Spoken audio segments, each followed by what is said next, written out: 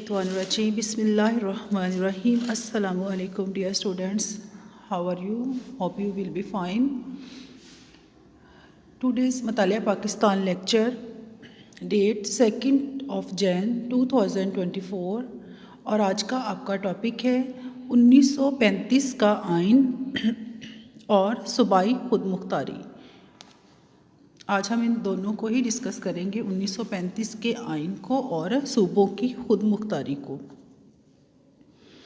1935 میں برطانوی حکومت نے برصغیر میں ایک نیا آئین متعارف کروایا۔ آئین، جیسا کہ میں کلاس میں آپ کو بتا چکی ہوں، کسی بھی ملک کو چلانے کے لیے قانون، ایک نیا قانون جو تھا وہ پاس کیا 1935 میں، جس میں صوبائی خود مختاری کو اولیت دی گئی۔ صوبائی خود مختاری یعنی کہ صوبوں کی جو خود مختاری تھی، صوبوں کی جو آزادی، داخلی آزادی تھی، اس کو اولیت دی گئی۔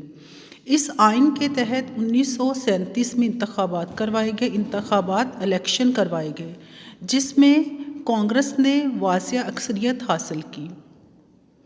کانگریس، جو کہ ہندوؤں کی سیاسی جماعت تھی، اس نے ایک بڑی اکثریت حاصل کر کے کامیابی حاصل کی۔ اکثریت حاصل کرنے کے بعد کانگریس نے مسلمانوں کی الگ شناخت ختم کرنے کا پروگرام بنا لیا۔ مسلمانوں کی الگ شناخت یعنی کہ مسلمانوں کی جو پہچان تھی بحیثیت مسلمان، اسے ختم کرنے کا ایک پروگرام بنایا۔ ہندوؤں نے اس سلسلہ میں مسلمانوں پر مذہبی پابندیاں لگانے کی کوششیں کی۔ مذہبی پابندیاں، وہ اپنی عبادت گاہوں میں نہیں جا سکتے، اپنی مذہبی رسومات کو ادا نہیں کر سکتے، اور عیدین جیسا کہ عید الاضحیٰ کے موقع پر وہ گائے کی قربانی نہیں کر سکتے۔ اس قسم کی پابندیاں ان پر لگانی شروع کی۔ مسجدوں کے باہر شور و غل کرنا شروع کیا۔ مسلمانوں پر ملازمتوں کے دروازے بند کر دیے۔ سرکاری ملازمتیں اور پرائیویٹ سطح پر جو مسلمانوں کے پاس تھیں، وہ بھی ان سے چھین لی گئی، اور جو نیو اپائنٹمنٹس تھیں ان کے بھی دروازے ان کے لیے بند کر دیے گئے۔ اسکولوں میں اردو کی جگہ ہندی رائج کرنے کی کوشش کی گئی۔ اردو زبان، جو کہ سرکاری زبان تھی اور مسلمانوں کی قومی زبان تھی، اس کی جگہ پر انہوں نے ہندی زبان کو اسکولوں میں ایز اے نصاب جو تھا اس کو رائج کرنے کی کوشش کی۔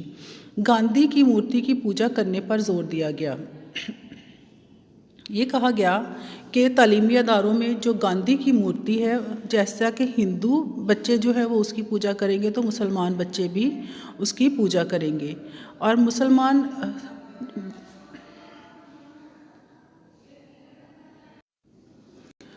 مسلمان بچوں کو ماتھوں پر تلک لگانے، یعنی کہ ایک طرح کا ٹیکا ہوتا تھا، وہ مسلمان بچوں سے کہا گیا کہ جیسے ہندو بچے اپنے ماتھوں پہ لگاتے ہیں، اسی طرح مسلمان بچے بھی ان کو اپنے ماتھے پہ لگائیں گے۔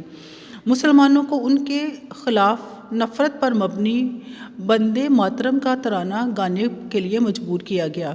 جیسا کہ آپ اسکول میں ڈیلی نیشنل اینتھم ہوتا ہے، اسی طرح اسکولوں میں بھی وہاں پر ترانے کی جگہ پر وندے ماترم کا جو ترانہ تھا، ہندوؤں کا جو ترانہ تھا، اس کو گانے کی بات کی گئی کہ جو بھی تعلیمی ادارے ہیں وہاں پر وندے ماترم جو ہے وہ گایا جائے گا۔ اس رویے کو دیکھتے ہوئے مسلمانوں میں الگ ملک کے مطالبے کا جذبہ اور بڑھ گیا۔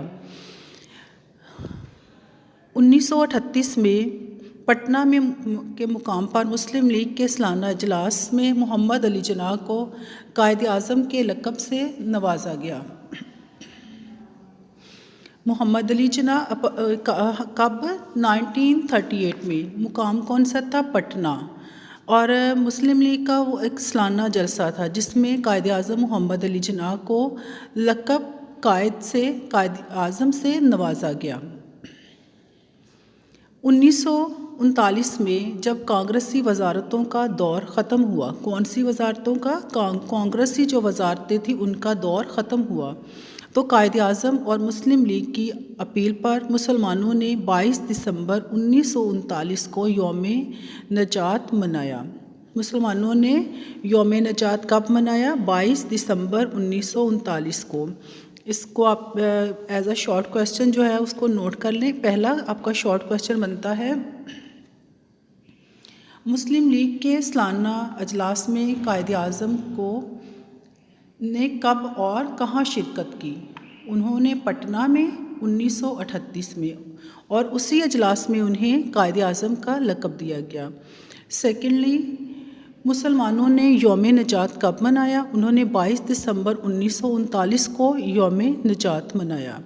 اور تھرڈ کویشچن آپ دیکھ لیں، کانگریسی وزارتوں کے دور کب ختم ہوا یا دور کا کب خاتمہ ہوا؟ 1939 میں۔ یہ آپ کا آج کا لیکچر ہے۔ تھینک یو، فی امان اللہ۔